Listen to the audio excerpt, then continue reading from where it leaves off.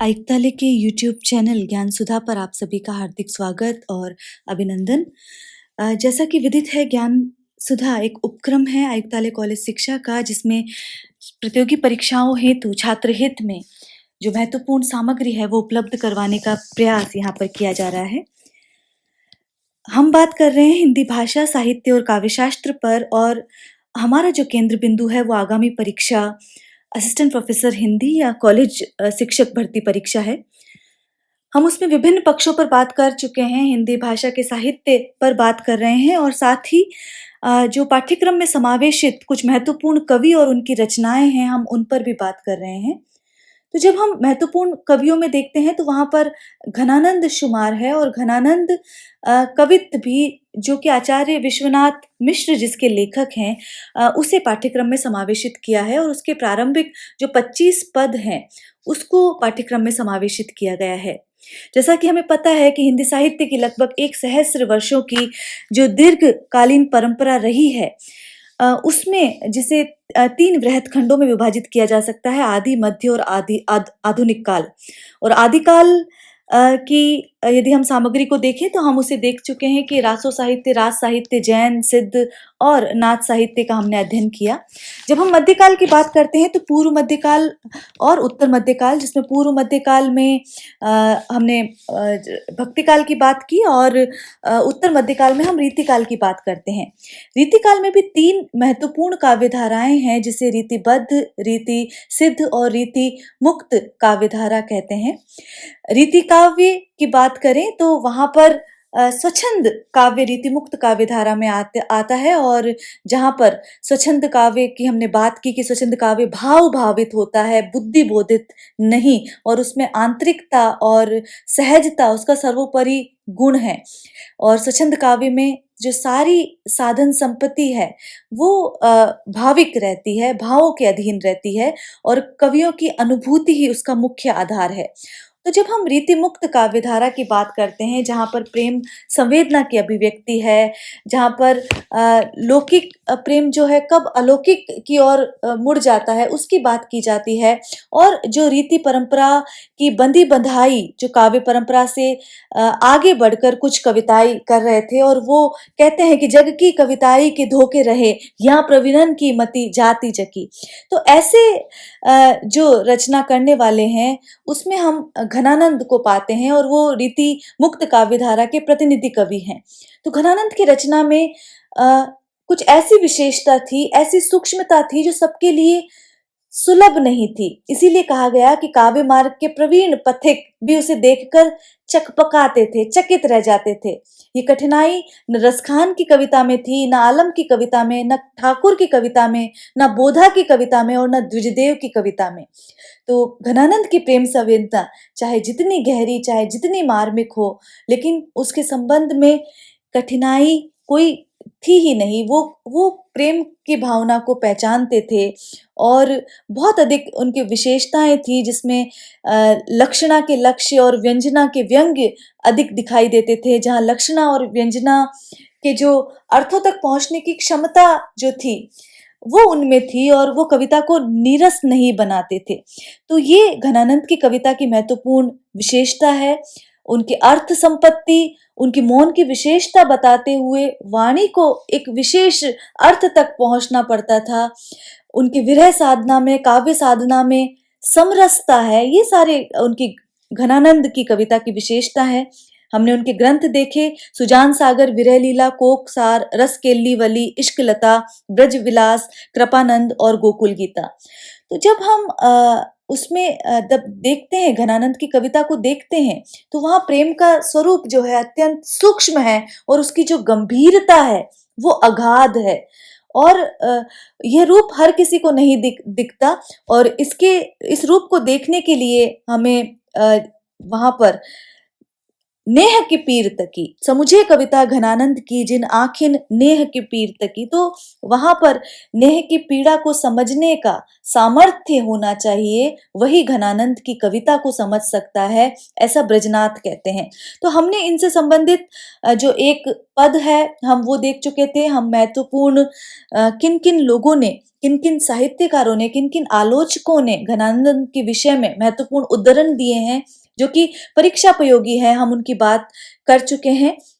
साथ ही जो एक कवि प्रशस्ति के रूप में हमने ब्रजनाथ जिस जी का जो वहां पर सवैया पढ़ा वो बहुत महत्वपूर्ण है कि नेहि महा ब्रजभाषा प्रवीण, ओ सुंदर तानी के भेद को जाने, जोग वियोग की रीति में कोविद, भावना भेद स्वरूप को ठाने। ये अक्सर पूछा जाता है और ये पूछ लिया जाता है कि इसके इस प्रशस्ति के कर्ता कौन है, इसलिए हमने ये जो पहला वहां पर सवैया लिया था। ये अक्सर पूछा जाता है परीक्षाओं में और ये प्रारंभिक पंक्तियां पूछ ली जाती है।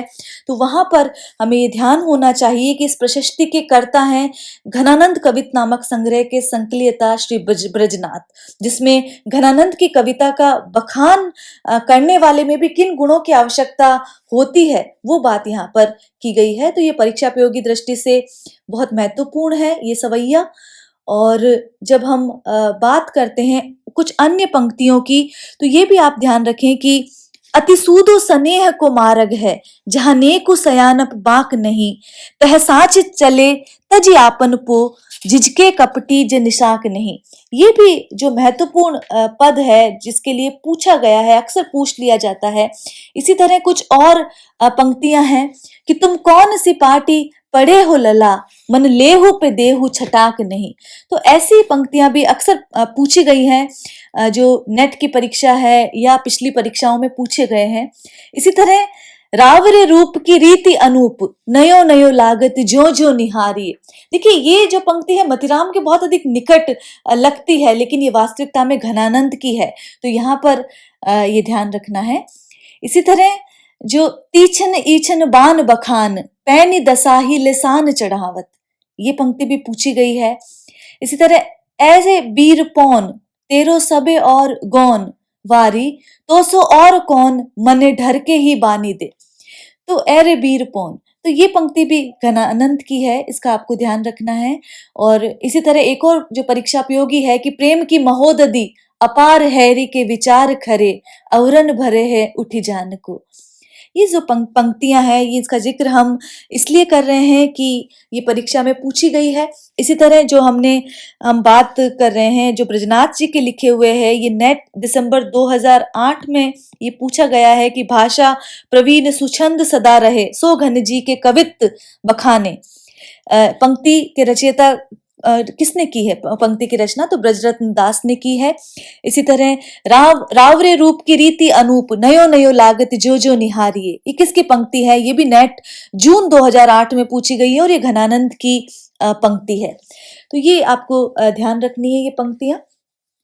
हम घनानंद कवित्व के प्रारंभिक जो 25 पद हैं जो कि पाठ्यक्रम में समावेशित हैं, हम उनका अध्ययन कर रहे हैं। और जो पहला पद आता है जो मूल ग्रंथ है उससे हमने ये संकलित किए हैं, हमने इनका चयन किया है और वहां पर हम अध्ययन सौलभ्य की दृष्टि से इनका अध्ययन कर रहे हैं। क्योंकि इसका भाव पक्ष और कला पक्ष से जुड़े प्रश्न पूछे जाते हैं, साथ ही कुछ पंक्तियां दे दी जाएंगी और वहां पूछ लिया जाएगा कि इन पंक्तियों के रचयिता कौन है। विरह की, चूंकि विरह का मार्मिक चित्रण घनानंद करते हैं, तो वहां पर विरह की दशाओं का बात पूछी जा सकती है, उसके कला पक्ष पर बात पूछी जा सकती है। तो उन सभी को हम ध्यान में रखते हुए अध्ययन आज यहाँ सतत करेंगे। तो जो पहला पद है कि लाज ने लपेटी चितवनी, भेद भाई भरी, लसती ललित लोल चक तिरछानी में। देखिए लसती ललित लोल अनुप्रास अलंकार यहाँ पर आ रहा है। और जब हम इस समूचे पद को देखते हैं तो जो प्रेयसी का जो रूप वर्णन है वहां पर इसमें किया गया है। तो ये आप एक ध्यान रखें कि प्रेयसी के रूप का वर्णन यहाँ पर किया गया है और किस प्रकार उस रूप में नेत्र, मुख, भाल, मुस्कान, उसकी वाणी और गति, उसके शारीरिक गति यति की मुद्रा का उल्लेख है। देखिए जो नायिका भेद की बात है या नायिका के रूप सौंदर्य की बात है, वो अक्सर ये जो रीतिकालीन जो कवि हुए हैं, वो उसके रूप वर्णन का कार्य कोई ना कोई सखी करती है। लेकिन यदि हम स्वच्छंद काव्य परंपरा में देखते हैं तो ये जो रूप वर्णन है वो प्रेयस के द्वारा ही होता है। ये बात आप एक ध्यान रखें। तो यहाँ पर भी इसमें प्रेयस के माध्यम से नायिका का जो रूप वर्णन है वो उसका बात की जा रही है कि लाजनी लपेटी चितवनी भेद भाय भरी। तो यहाँ पर लपेटी मतलब जो लिपटी हुई है उसकी बात की जा रही है। भेद भाय, यहाँ रहस्यात्मक भाव की बात की जा रही है। भेद भाय भरी, लोल का मतलब होता है चंचल, और जब हम चख की बात करते हैं, चक्षु है यहाँ पर इसका अर्थ, और तिरछानी जो तिरछी उसकी नजर है। तो यहाँ पर ये कहा जा रहा है लाजनी लपेटी चितवनी भेद भाय भरी लसती ललित लोल चख तिरछानी में, कि जब प्रेमिका जब अपने चंचल जो उसके नेत्र हैं, लोल का मतलब है चंचल, तो जब अपने चंचल नेत्रों को जो तिरछा करती है तो वो रमणीय जान पड़ती है। लसती मतलब दिखाई देती है, वो रमणीय दिखाई देती है। और वो जो नेत्रों का तिरछापन जो है वो लाज में लिपटा हुआ रहता है, वो दृष्टि जो है लाज में लिपटी रहती है और साथ ही रहस्य से भरी रहती है। वो बहुत गूढ़ भावों को अपने भीतर समावेशित की हुई रहती है कि उसके जो रहस्यमय संकेत है उसे कोई पकड़ नहीं सकता है। तो उसमें जो वो दृष्टि है उसमें विविध प्रकार के जो रहस्यमय भाव है वो उसमें भरे वहां पर जान पड़ते हैं। तो यहाँ पर ये बात घनानंद यहाँ पर कह रहे हैं कि नेत्रों का जो तिरछापन है वो किससे लिपटा रहता है, लज्जा से लिपटा रहता है, और साथ ही वो दृष्टि जो है रहस्यमय गूढ़ संकेतों से युक्त करती है। तो जो तिरछी चितवन है वो कुछ संकेत करती रहती है, प्रेम की अनुभूति व्यक्त करती रहती है। ये सारी बात यहाँ पर कहते हैं। अब छवि को सदन गोरो भाल वदन, कि उसकी जो उसका गौर वर्ण जो है, उसका जो मुख सौंदर्य जो है वो उसका घर है, उसका गौर वर्ण ही मुख सौंदर्य का घर है। छवि को सदन, छवि मतलब मुख सौंदर्य, सदन मतलब घर, तो उसका घर क्या है, जो उसका गौर वर्ण का मुखमंडल है वो ही उसका गौर वर्ण ही मुख सौंदर्य का घर है। भाल वदन रुचित, यहाँ रुचिर की बात की जा रही है, तो उसका भाल जो है वो शोभामय है, शोभा युक्त है। रस निचुरन मीठी मृदु मुस्कानी में, मुस्कानी उसकी मुस्कान की बात की जा रही है कि जब वो मुस्कुराती है, वो उसकी मंद मंद जो उसकी मुस्कुराहट है तो उसमें कोमलता और माधुर्य के भाव है, और ऐसा लगता है कि एक तरह का विशेष रस जो है वो निचुड़ रहा है, वो चू रहा है, वो टपक रहा है। तो मुस्कुराने के साथ उसकी मुस्कुराहट की जो बात है, जो रस युक्त है, वो कोमलता युक्त है और माधुर्य के भाव से भरी हुई है, उसका बात यहाँ पर घनानंद उसकी बात यहाँ पर कह रहे हैं। अब मुस्कुराने के साथ जब वो हंसती है तब क्या बात है, वो बात उस आगे घनानंद स्पष्ट करते हैं कि दसन दमक, दसन कहते हैं दांतों की चमक को, दसन दंत को कहते हैं, और दसन दमक दांतों की चमक, फैली ही में मोती माल होती, कि उसकी बात मुस्कान से युक्त होती है और मुस्कान करते हुए, हंसते हुए जो बात करने में दांतों की जो चमक है वो ऐसी फैलती है कि मानो जो उसके दंत पंक्ति का जो प्रकाश है वो उसके वक्ष पर मोती की माला हो गया है। तो उसकी जो हंसी है वो कांति युक्त है, एक तरह का प्रकाश प्रतिबिंब वहां पर कर रही है, और ऐसा लग रहा है कि उसके हृदय पर जो मोतियों की जो माला है वो उसी का प्रतिबिंब है, उसके दांतों दंत पंक्ति का प्रतिबिंब है। पिए सो लड़की प्रेम पगी बतरानी में, तो जब यहाँ पर ये कहा जा रहा है कि वो जब प्रिय से प्रेम पगी जो बातें करती है, लड़की का मतलब यहाँ है ललक कर, खुश होकर, जब वो प्रेम पगी जो बातें करती है उसकी बात यहाँ पर की जा रही है कि वह प्रिय से ललक कर बातें करती है। पिए सो लड़की प्रेम पगी बतरानी में, तो वो प्रिय से ललक कर जो प्रेम पगी बातें करती है, और उसी ललक के कारण उसकी दंत पंक्ति खुल जाती है और उसका प्रकाश जो है वो ऐसा लगता है कि उसके हृदय पर जो मोतियों की माला पड़ी है उसमें प्रतिबिंबित हो रही है। तो एक तरह से जो दंत पंक्ति का जो प्रकाश है मोतियों की माला पर प्रतिबिंबित होता हुआ सा जान पड़ता है। आनंद की निधि, निधि का मतलब होता है कोश, तो जो आनंद का कोश है, जगमगाती छबीली बाल, अंगनी अनंग रंग हुरी मुरी जाने में। तो यहाँ पर मुरी का मतलब है मुड़ जाने में, मुड़ जाना। ठीक है, तो यहाँ ढुरी का मतलब है ढुलकना, एक तरह से ढुरी शब्द आएगा यहाँ पर, इसे ढुरी मुरी जाने में, अनंगी अनंग रंग ढुरी, इसे ढुरी समझे, इसे ढुरी पढ़े। और जब ढुरी की बात करते हैं तो ढुरकना, तो ये बात यहाँ पर की जा रही है। तो इस पंक्ति का अर्थ इस प्रकार निकलेगा कि वह सौंदर्यमयी जो बाला है, जो युवती है, वो आनंद के कोश के रूप में, आनंद के खजाने के रूप में, वे जो छबीली बाला है, वो जो यौवना है, वो जगमगाती रहती है। और ये इस जगमगाहट की जो छटा है उस समय प्रतीत होती है जब वो मुड़ती है, और जब वो मुड़ती है तो जो उसका रूप सौंदर्य है उसमें जो सौंदर्य की जो छटा है वो हर अंग प्रत्यंग में वो छेड़ने लगती है, वो प्रतीत होने लगती है, वहां पर वो सौंदर्य विशेष रूप से प्रकट हो जाता है। तो ये बात यहाँ पर घनानंद कह रहे हैं। अनंग का मतलब देखिए, काम का वर्ण जो है श्याम वर्ण का होता है, और उस श्यामता पर यहाँ पर, उस श्यामता की बात यहाँ पर की गई है।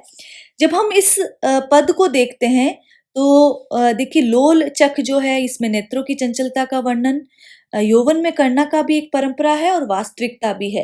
जो नेत्रों की चंचलता जब सौंदर्य वर्णन की जाती है तो उसमें किया जाता है। भाल का वर्णन यहाँ पर किया जाता है, तो ये जो भाल का वर्णन जो है वो अक्सर युवतियों का होता है, पर उसकी विशालता का वर्णन युवक या पुरुष में ही होता है, इसीलिए यहाँ पर रुचिर भाल कहा गया है।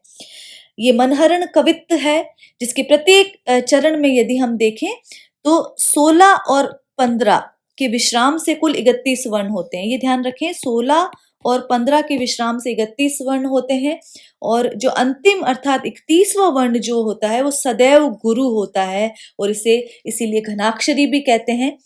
अब ये कवित्व देखिए, शब्द का प्रयोग यहाँ पर घनानंद कवित्व हम कह रहे हैं, तो कवित्व शब्द का प्रयोग व्यापक अर्थों में है। इस संग्रह का नाम भी घनानंद कवित्व है, लेकिन इसमें कवित्व का अर्थ ऐसा नहीं कि केवल मनहरण या घनाक्षरी जो छंद है उसका ही प्रयोग किया गया है, वरन इसमें सवैया, छप्पय, अनंग शेखर छंदों के अतिरिक्त दोहे और सोरठे का भी प्रयोग है। तो यह कवित्व शब्द का प्रयोग व्यापक अर्थों में है, ऐसा नहीं है कि केवल और केवल जो कवित्व छंद है, जिसमें कि जिसे घनाक्षरी भी कहा जाता है, उसका ही प्रयोग किया जा रहा है। तो ये एक बात ध्यान रखें, इससे संबंधित प्रश्न पूछा जा सकता है। तो ये पहला जो हमने कवित्व पढ़ा। जो दूसरा इसमें जो आपके समावेशित है इसके पाठ्यक्रम में, तो वहां पर सवैया है, इसे, ये सवैया है, इसे ध्यान रखें। तो जब हम सवैया की बात करते हैं तो जो सवैया है उसमें 8 सगण होते हैं, जो हम और अध्ययन करेंगे। 8 सगण हैं, और जो एक तरह से 24 वर्ण वहां पर पाए जाते हैं। 8 सगण और 24 वर्ण वहां पर होते हैं। सगण का मतलब है लघु, लघु और गुरु की योजना होती है, जैसे झलके तो लघु, लघु और गुरु, इस तरह योजना होती है। तो ये जो सवैया प्रसिद्ध सवैया है, और इसमें भी जो नायिका है उसकी जो रूप छटा है उसका वर्णन किया गया है, उसके अंगों की दीप्ति का वर्णन किया गया है। और ये पंक्तियां भी अक्सर पूछ ली जाती है। झलके अति सुंदर आनन गौर, छके द्रग राजत काननी छुए। तो यहाँ पर छके का अर्थ देखिए, जो मदमस्त है और यौवन के मद से मस्त है, किसी मद से जो मस्त है उसे छकना कहते हैं। तो छके, यहाँ पर जो नायिका के नैन की बात की जा रही है, तो वो द्रग जो है किस में छके हैं, यौवन के मद से मस्त हैं। काननी का अर्थ है यहाँ पर कानन, कानों को छूकर कानों तक फैल जाते हैं। तो झलके अति सुंदर आनन गौर, आनन का मतलब है मुखमंडल, गौर का मतलब गौर वर्णन, छके द्रग राजत काननी छुए, हंसी बोलन में छवि फूलन की, बरसा उर ऊपर जाती है वे।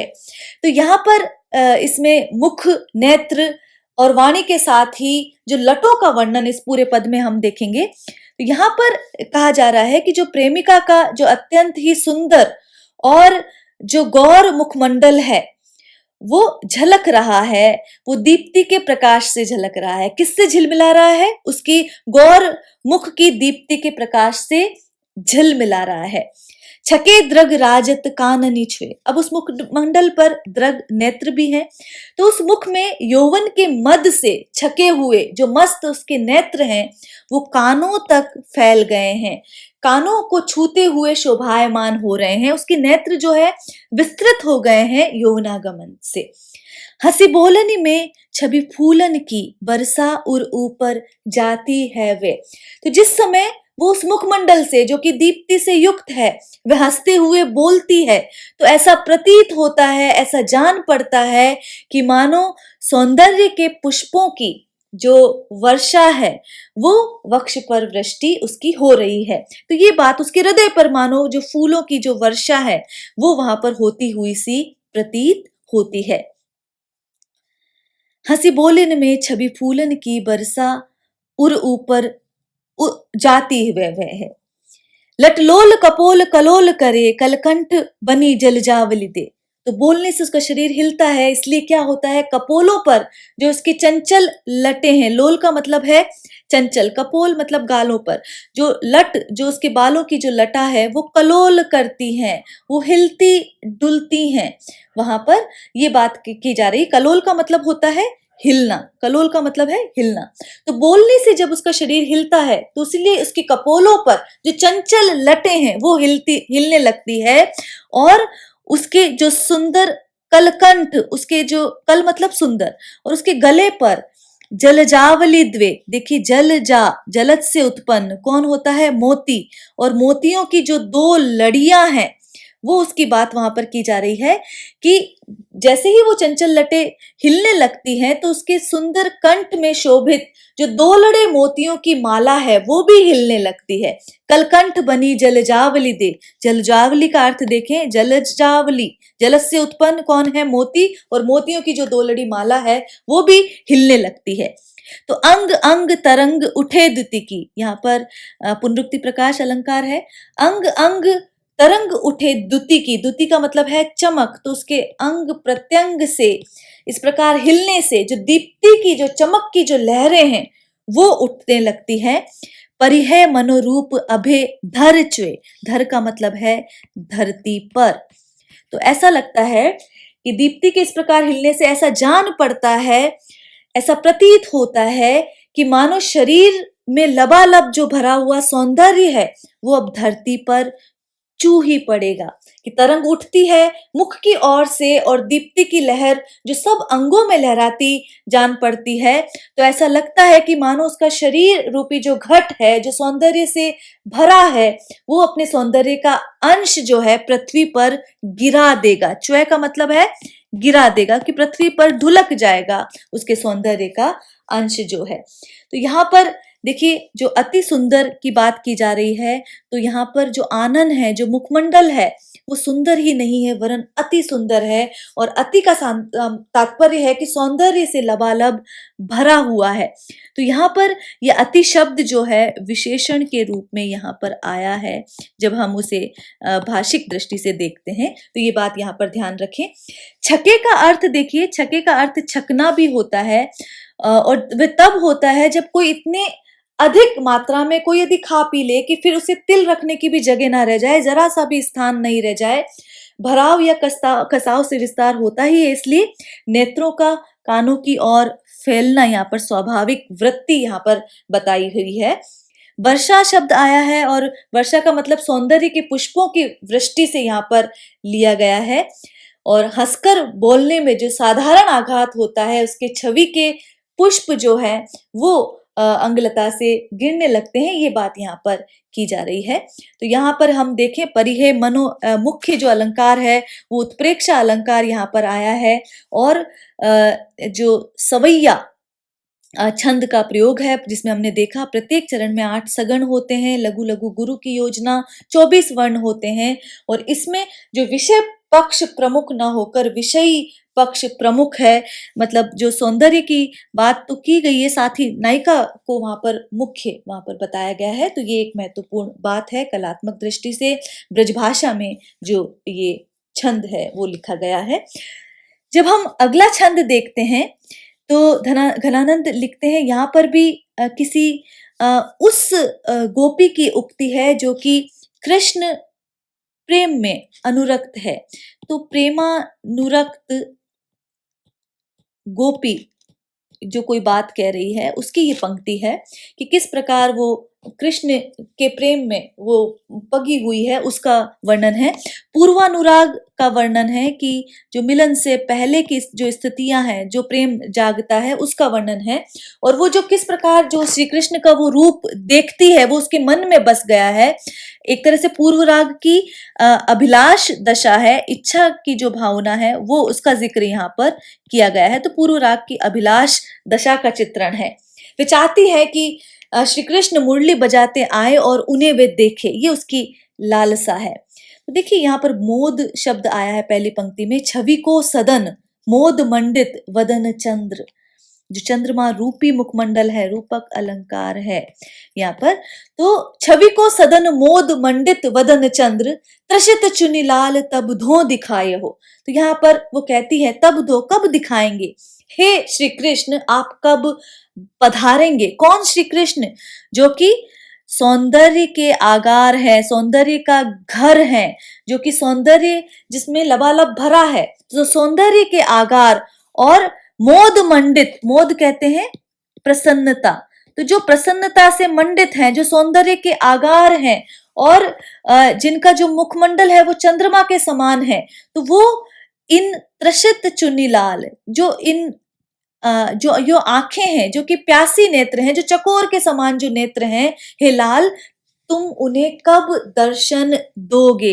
तो यहाँ जो लाल शब्द प्रयोग हुआ है वो प्रिय के लिए प्रयुक्त किया गया है कि हे श्री कृष्ण, इन प्यासे नेत्रों को तुम अपनी छवि कब दिखाओगे। और वो कौन सी छवि है? जो कि सौंदर्य के आगार हैं, जो प्रसन्नता से अलंकृत हैं। मंडित का मतलब है अलंकृत, जो प्रसन्नता से मंडित हैं और जो चंद्रमा के समान जिनका मुखमंडल है, वो कब मुझे अपनी जो छवि है इन प्यासे नेत्रों को वो कब दिखाएंगे। और प्यासे नेत्र क्यों कहा गया है? क्योंकि चकोर से अक्सर तुलना की जाती है। चकोर किसको देखता है? चंद्रमा को देखता है। तो चंद्रमा के कारण यहाँ त्रसित में हमने चकोर की कल्पना की है। चटकीलो मेख करे, चटकीलो, यहाँ पर चटकीलो बात की जा रही है कि चटकीलो मेख करे चटकीली भांति सोही, कि चटकीला भड़कीला जो वेश धारण किए हुए चटक मटक के रंग ढंग से युक्त होकर अधर पर मुरली अधर धरे लटकत आयो। कभी वो मुरली अधर पर धरे हुए मस्ती से झूमते हुए इधर कब आएंगे। चटकीलो मेख करे, उन्होंने जो चटकीले या भड़कीले वेश धारण किए हुए, चटकीली भांति सोही, चटक मटक के रंग ढंग से युक्त होकर ही, मुरली अधर धरे, अधर पर बांसुरी धरे हुए, लटकत मतलब है मस्ती से झूमते हुए, वो इधर कब आएंगे। तो वो जो गोपी है वो कृष्ण के आगमन की प्रतीक्षा यहाँ पर कर रही है। लोचन ढुराए कछु मृदु मुस्क्याए, तो केवल उनके दर्शनों और मुरली की तान की ही वहां अभिलाषी नहीं है, वरन उनसे वार्तालाप करने की भी वो इच्छा रखती है। तो यहाँ पर वो कह रही है आगे कि निरंतर देखने की इच्छा के कारण ही कि लोचन ढुराए कछु मृदु मुस्काए, यहाँ पर जब वो कहती है कि लोचन ढुराए, उसकी कुछ बातों से वहां पर उसके नेत्र जो है वो तृप्त नहीं होने वाले हैं, वरन मुस्कुराकर स्नेह सिक्त बातें करके कब मेरे मन में वो ललक उपजाएंगे, उस प्रेम को वो उपजाकर वो मुझसे कब बातें करेंगे। नेह भीनी बतियानी लड़काए बतरायो, कि नेह प्रेम पगी बातें जो लड़काए, जो ललक भरी जो बातें हैं वो मुझसे वो कब करेंगे।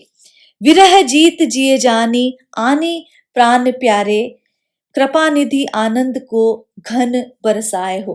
तो केवल बातें ही नहीं, आपकी वह कृपा मुझे कब प्राप्त होगी, अ, जब आप अपने मुझे विरह में जलती जानकर जो आनंद के घन के रूप में, आनंद के बादल से जो तृप्ति की वर्षा करेंगे। तो हे कृपा निधि, आप कब मुझे जानेंगे कि मैं आपके विरह में व्यथित हूं और विरह में जलती जानकर वो गोपी कह रही है कि हे प्राण प्रिय करुणा के सागर, कृपा निधि जो करुणा के सागर हैं, उनकी बात यहाँ पर की जा रही है कि जो करुणा के सागर कृपा निधि जो कृष्ण हैं, वो कब आकर आनंद के बादल से, आनंद रूपी बादल से जो तोष तृप्ति की वृष्टि कब करेंगे। तो वो यहाँ पर ये बात कह रही है कोई गोपी। छवि को सदन या छवि का आगार कहने में विशेषता यह है कि जहाँ जिसका घर होता है वो वहीं पर स्वच्छंदता से विचरण करता है। वदन में यहाँ पर हम देखें तो जो छवि का विहार स्वच्छंद, परिपूर्ण और निर्बाध है, ये बात यहाँ पर कही जा रही है। मोद मंडित की जब हम बात करते हैं तो प्रसन्नता से मंडित करने का तात्पर्य यह है कि वो प्रसन्नता सहज है, वो कृष्ण में प्रकृतिस्थ है, निरंतर रहती है, वो कभी हटती नहीं है। लाल शब्द आया है तो हमने कहा है कि लाल जो है अत्यंत प्रिय को लाल कहते हैं। लाल शब्द से प्राण प्रियता की भी अभिव्यक्ति होती है। और ये कुछ महत्वपूर्ण बातें हैं जो यहाँ पर ध्यान रखनी जरूरी है। ये विशेष बात है कि प्रेमानुराग गोपी की उक्ति है और पूर्वानुराग का वर्णन यहाँ पर किया गया है। साथ ही हम जब देख रहे हैं कि इसमें जो हुराय शब्द का प्रयोग हुआ है, या फिर जो बार बार ये अंत्यानुप्रास अलंकार का प्रयोग हम देखते हैं इसमें कि दिखाय हो, आय हो, बतराय हो, बरसाए हो, ये जो शब्द हैं। इसी तरह जो ढुराए है, लड़काए है या मुस्क्याए है, ये जो प्रयुक्त हुआ है, तो यहाँ पर अंत्यानुप्रास अलंकार का हम प्रयोग हम देखते हैं। और ये मुख्यतः है, इससे तबले के बोल की स्थिति का अनुभव होता है। और कवित्वों में ये अंत्यानुप्रास अलंकार का प्रयोग अधिकांशतः किया जाता है, अत्यधिक किया जाता है। तो इस बात का ध्यान रखें कि कवित्व में अंत्यानुप्रास का, वैसे तो बहुत सारे दोहा में देख ले, हम चौपाई में देखते हैं, अंत्यानुप्रास आता ही है। तो अंत्यानुप्रास अलंकार का प्रयोग है। आगे का जो पद है वो भी, उसमें भी गोपी का जो विरह जो भाव है वो वर्णन उसमें किया गया है, वही व्यंजित है। स्मृति दशा का चित्रण किया गया है, विरह की स्मृति जो दशा है उसका चित्रण है कि किस प्रकार वियोग में प्रिय की जो बातें हैं उसका स्मरण निरंतर किया जाता है। वह मुस्क्यानी, वह मृदु बतरानी, वह लड़कीली बानी, आनी उर में अरती है। तो यहाँ पर प्रिय को उसने संयोगावस्था में जिन जिन मुद्राओं में देखा है वे उसके अंतःकरण में स्थित है, वो उसके हृदय में स्थित है। जैसे कि मुस्कुराना, बातें करना, ललक वाली जो उसकी टेव है, मस्ती में जो चलना है, वेणुवादन जो है कृष्ण का, हंसना है, चातुर्यमयी आंखों से देखना है, चितवन जो है वो उसकी स्मृति के विषय हैं। तो लड़कीली का मतलब है ललक वाली, जो टेव है, उसकी जो बात है, वो यहाँ पर कहा जा रहा है कि प्राण प्रिय जो सुजान है, जो श्री कृष्ण की जो सुध है, वह मुस्कानी, वह मृदु बतरानी, वह लड़कीली बानी, आनी उर में अरती है, हृदय में अटक जाती है। कौन सी बात? कि वह मुस्कुराना, वह मुस्कुराने की जो बात है, और वह मृदु बतरानी, बातें हैं लेकिन कैसी है? कोमल जो बातें हैं। वह लड़कीली बानी, पहले वो मुस्कुराते हैं, फिर बातें करने लगते हैं, और वो बातें करते करते जिस प्रकार की मुद्रा दिखाते हैं, जो ललक की अभिव्यक्ति करते हैं, ये जो परिस्थितियां हैं, ये जो सारे भाव जो हैं, वो हृदय में पहुंचकर ऐसी अड़ती है कि किस प्रकार हृदय से बाहर नहीं आ सकती, तो हृदय में अटक जाती हैं वो बातें, हृदय से बाहर नहीं निकलती है। अर्थात जो गोपी है वो उन्हीं स्मृतियों में अटकी हुई सी रह जाती है। तो अड़ने वाली की ये मुद्राएं किसी भी प्रकार से बाहर नहीं निकलती है और वो हृदय में इधर उधर हिलती डुलती रहती है। वह गति लेन ओ बजावनी ललित बैन, वह हंसी देन हियरा तेने टरती है। तो यहाँ पर ये बात की जा रही है कि उनके वो वेणु वादन की जो मुद्रा है, वेणु जो बजाते हैं उसके बजाने की जो मुद्रा है उसकी बात यहाँ पर की जा रही है।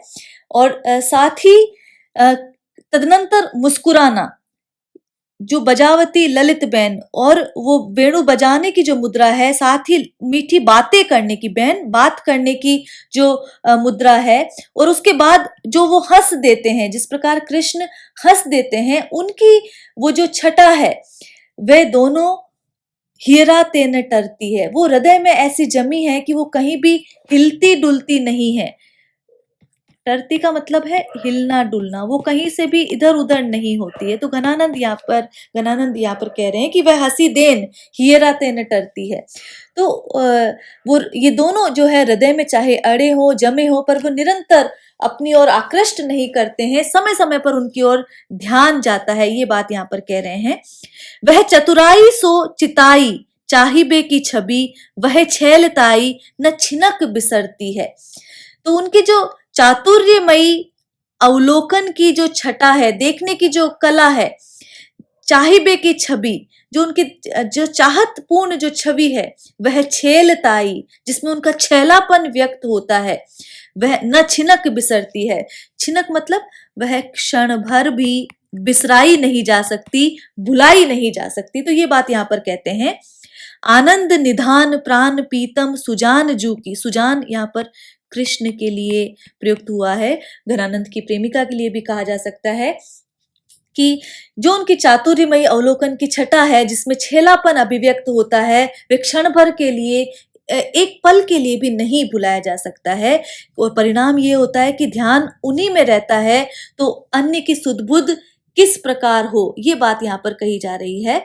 और जब हम अंतिम पंक्तियों में देखते हैं तो आनंद निधान प्राण प्रीतम सुजानजू की, जो आनंद के निधान है, आनंद के घर है, प्राण प्रीतम सुजान की जो सुधि है, जो याद है, वो सब बातों से वो भुलाई नहीं भूलती है, कोई भी बात उनकी जो है स्मृति से विलग नहीं होती है, और सब भांति से जो वो याद जो है, वो सुध जो है, वो कभी आती ही रहती है, मतलब वो भुलाए नहीं भूलती है, वो बेसुध करती रहती है। कि ध्यान जब उन्हीं में रहता है तो अपनी सुध बुध किस प्रकार हो, तो वो बात यहाँ पर की जा रही है कि वो जो गोपी है वो बेसुध रहती है, उसे अपनी सुध बुध नहीं रहती। कि ध्यान जब उन्हीं में रहता है, कृष्ण में रहता है, जो कि क्षण भर के लिए भी भुलाई नहीं जा सकती उनकी छवि, तो उसे अपनी सुध बुध आखिर किस प्रकार हो। तो यहाँ पर जो तन्मय दशा है, तन्मयता की स्थिति है, कि पूर्ण रूपेण जो भाव है वो एक तरह से जहाँ पर विषय में वहां पर तल्लीन हो गए हैं, वो तो तन्मयता की स्थिति यहाँ पर बात की जा रही है। तो यहाँ पे अंत्यानुप्रास की बात है। देखिए सुजान जो शब्द है, ये बात श्री कृष्ण और राधा के लिए, दोनों के लिए प्रयुक्त होता है। घनानंद की प्रेयसी का नाम भी सुजान था, तो इसलिए यहाँ पर श्लेष, ये श्लिष्ट पद जान पड़ेगा, श्लेष अलंकार का प्रयोग जाने। कवित्त सवैयों में यदि हम देखें तो सुजान, जान, जान राय, ये नाम भी अक्सर मिलता है, तो ये ध्यान रखें। सुधी और बेसुधी दोनों यहाँ पर आया है, तो ये विरोध अलंकार भी देखने को मिल रहा है। तो विरोध, अंत्यानुप्रास और श्लेष अलंकार का प्रयोग यहाँ पर किया गया है, यदि हम इस पद में देखते हैं। देखिए, चूंकि हम जानते हैं कि जो घनानंद की कविताई है, उसका जो मूल भाव है विप्रलंब श्रृंगार है, वियोग श्रृंगार है। और जब हम विप्रलंब श्रृंगार को देखते हैं तो अभिलाष, ईर्ष्या, विरह, प्रवास और शाप, ये 5 भेद माने गए हैं। और विरह की, जैसा कि हम जानते हैं कि काव्यशास्त्र में 10 दशाएं हैं, जिसमें चिंता, जागरण, उद्वेग, कृशता, मलिनता, प्रलाप, उन्माद की स्थिति, व्याधि, मोह और अंततः मृत्यु, ये विषय, ये विरह की 10 दशाएं जो हैं वो मानी गई है। जो अगला पद है उसमें जो प्रिय है, उसका जो विषम जो प्रेम है, उसकी बात यहाँ पर की गई है। विषम क्यों?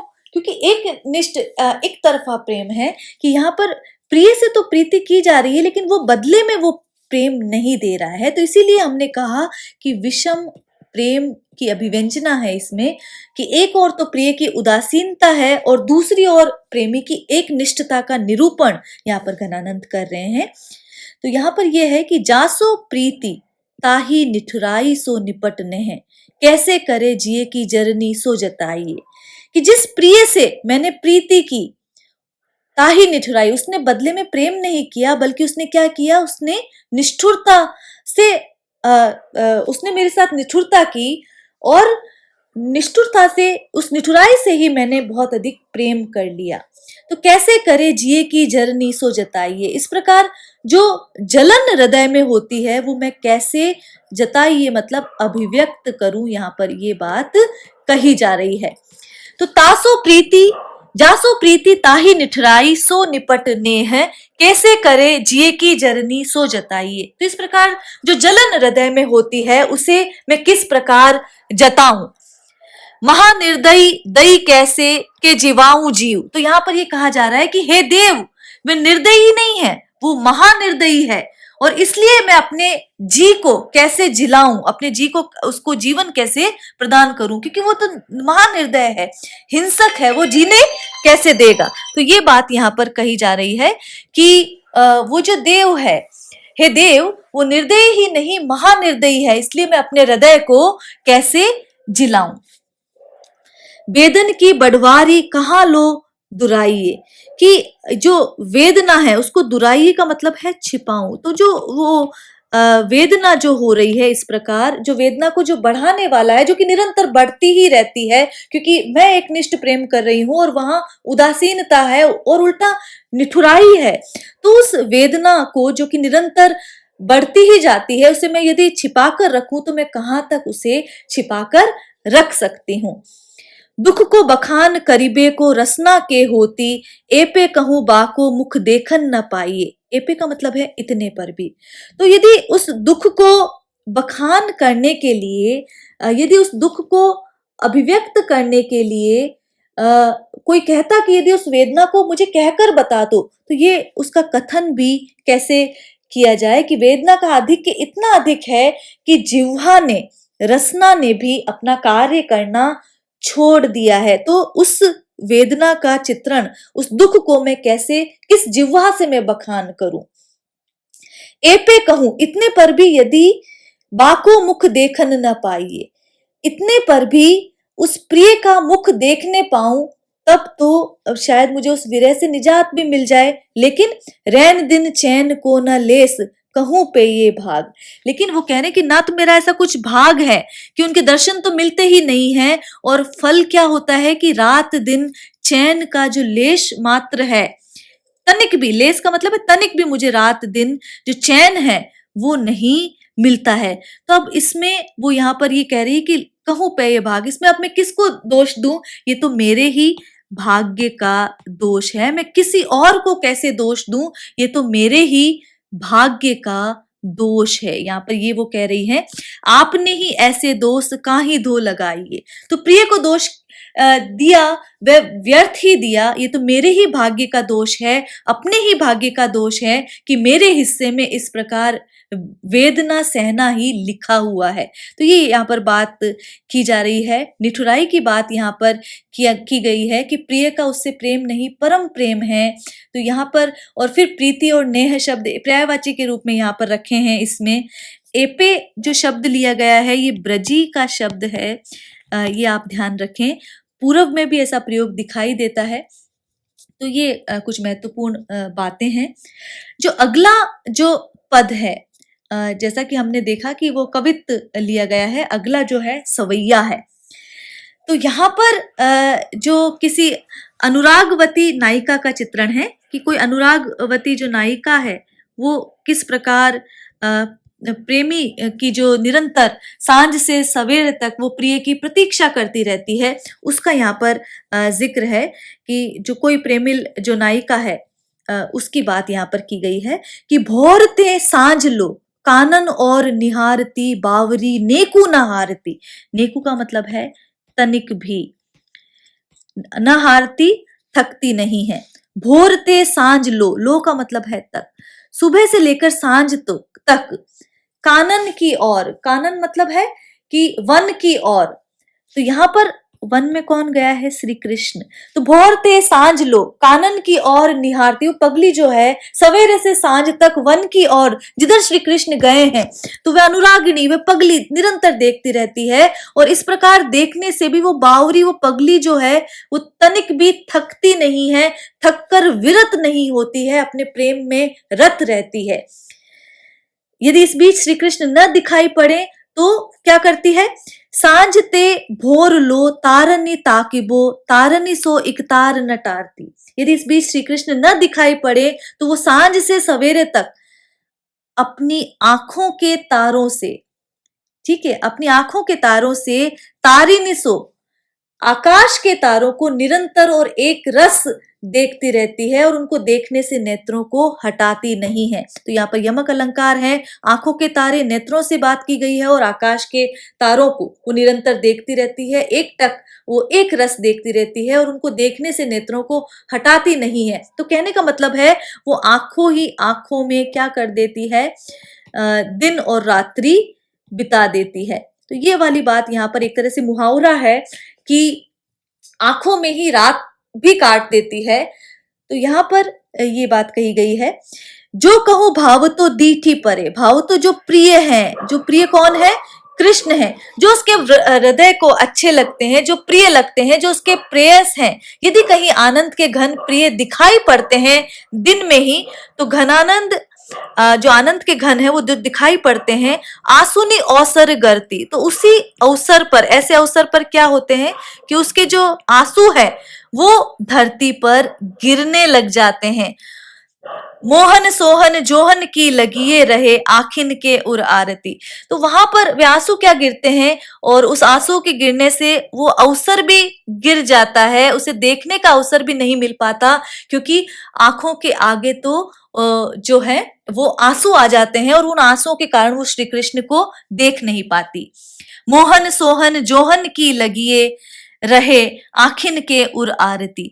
तो आंसुओं के झड़ी के कारण प्रिय दर्शन नहीं हो पाते और उसे देखने का अवसर नहीं मिल पाता। इस प्रकार जो मोहन है वो सामने, सोहन सामने होने पर भी, रूबरू होने पर भी, जो जोहन की मतलब जो देखने की लालसा उसके हृदय में जो है निरंतर लगी ही रहती है, उसकी उत्कंठा बनी ही रहती है। जब सामने नहीं रहते हैं तो वो उनके उस राह को निहारती रहती है, लेकिन जब सामने होते हैं तो प्रेम के अतिशय के कारण, प्रेम के आधिक्य के कारण उसके आंखों में अश्रु आ जाते हैं, और वो उन्हें देखने का अवसर मिलकर भी नहीं प्राप्त कर पाती, खो देती है। इसलिए उसके आंखों के जो आंखों के हृदय में उसके जो लालसा है, उत्कंठा जो है, देखने की जो लालसा है, उसके आंखों के हृदय में लगी ही रहती है। आखिन के उर, देखिए आंखों के हृदय की बात यहाँ पर की जा रही है, तो आंखों के हृदय में जो देखने की जो उत्कंठा है वो यहाँ पर लगी रहती है। तो निहारने में यहाँ पर हम बात करें तो श्री कृष्ण के आने की जो संभावना है वो यहाँ पर बात की जा रही है। आखिन की बात देखिए, यहाँ पर एक तरह से आखिन में नराकृति की, नर की आकृति की कल्पना की गई है, और इसीलिए हम कह रहे हैं कि तभी उनके हृदय, आंखों के हृदय कैसे हो सकता है। तो यहाँ पर आरती की बात यह की जा रही है, तो परम प्रेम की व्यंजना है कि मोहन को जो मोहने वाला है उसको देखने की लालसा होना स्वाभाविक है, उसकी उत्कंठा बने रहना स्वाभाविक है। तो आरती का मतलब यहाँ पर लालसा है, उत्कंठा से है, ये यहाँ पर अर्थ लिया जाना चाहिए। इस अर्थ में सवैया जो छंद है जिसका हमें पता है, और ये अरसात सवैया है जिसमें कि प्रत्येक जो चरण है उसमें 8 भगण पाए जाते हैं। तो उसमें जो दीर्घ और लघु लघु की योजना है 8 भगण में, और 24 वर्ण है, ये आप ध्यान रखें, ये महत्वपूर्ण बात है। तो आज के लिए इतना ही। हम घनानंद कवित्त के आगे जो अन्य पद है उनको पढ़ना जारी रखेंगे। इससे महत्वपूर्ण जो बातें हैं उन तथ्यों का आप ध्यान रखें। प्रेम के विषम प्रेम की चर्चा की गई है इस पद में, और एक और प्रिय की उदासीनता है और दूसरे प्रेमी की एक निष्ठता का वर्णन जो है घनानंद करते हैं। तो घनानंद की पंक्तियां ध्यान रखें। वो कहते हैं कि लोग है लागी कवित्त बनावत, मोही तो मेरे कवित्त बनावत।